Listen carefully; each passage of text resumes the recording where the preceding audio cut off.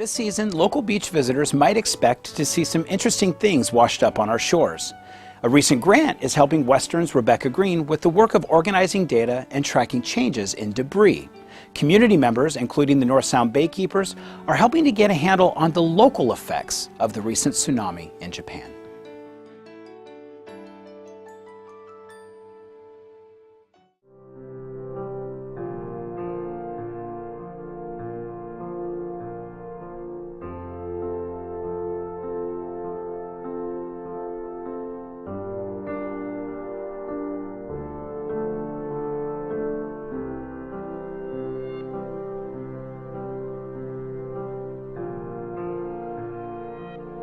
My grandma used to do a cleanup on the Olympic Coast back in the 70s when she was about that age, in her 70s. And so I thought I would start signing up for that and start kind of keep the tradition alive. There's always been a lot of styrofoam. Sometimes you see a lot of tires, a lot of the buoys, the styrofoam buoys, water bottles and plastic bottles. We're in Olympic National Park. Right in front of me is Olympic Coast National Marine Sanctuary. We believe we're seeing woody debris, and we believe it's from Japan just from the size of it and then from the cuts in the wood and in how it's joined together.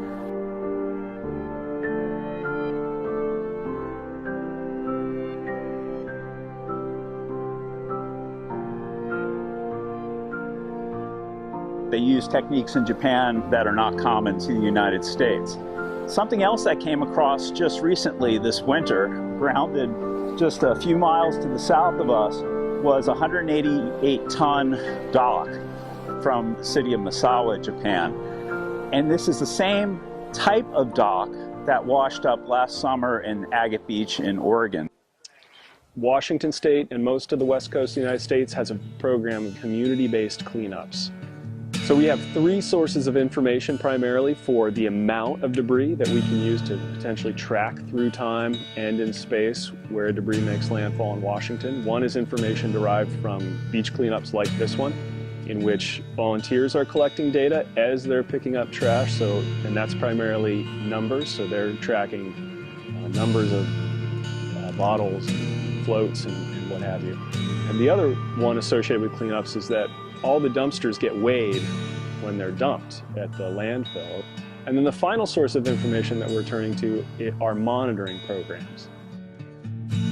So yesterday I was in charge of organizing myself and volunteers to process the data that the Coast Saver volunteers picked up, weighing the debris, seeing how well they guessed the weights, separating it into different piles, hygiene items from shoreline activity, tobacco habits, and that sort of thing. And then within each of those categories, we broke it down as to whether we thought it was from short-range sources, North American, or whether it was from long-range sources, Asian, or if we could identify it as Japanese. What we think is happening is that the debris is making its way across the ocean. We know that some is making landfall on the Washington coast, but much of it is being diverted either north or south in currents that run along the coast of North America.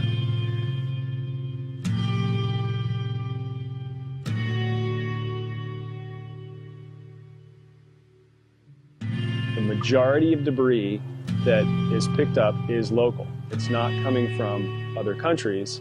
It's coming from, most likely, Washington State.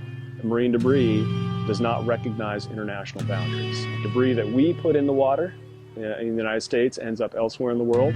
The debris that others put into the water elsewhere ends up here. So we're sharing this debris around the world. I think that you have to be careful about how much garbage you just have hanging around that can blow into the water.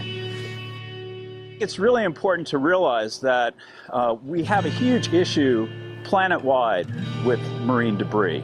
The only effective thing to do is to keep it out of the water.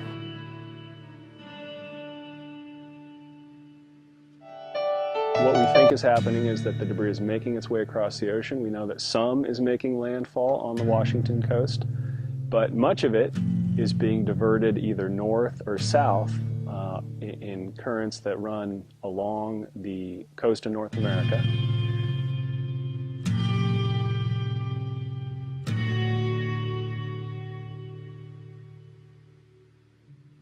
The majority